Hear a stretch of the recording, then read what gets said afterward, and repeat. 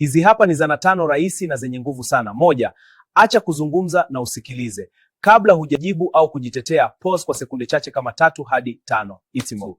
Hii inakupa nafasi ya kuelewa kweli alichosema mtu mwingine badala ya kujiandaa kujibu tu.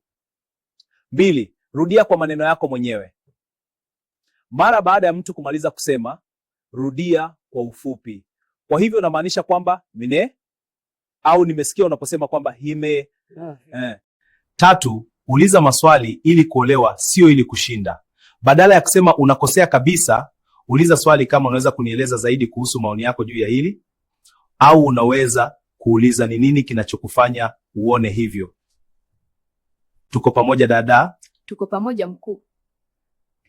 4. Tambua hisia zinazohusika. Unaweza kusema naona una hasira sana kuhusu swala hili, au nimekuelewa vizuri. Ndiyo, ni muhimu sana. Hakika. Au unaweza kusema inaonekana hii inakusababishia huzuni kubwa.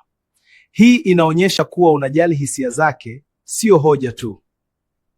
5.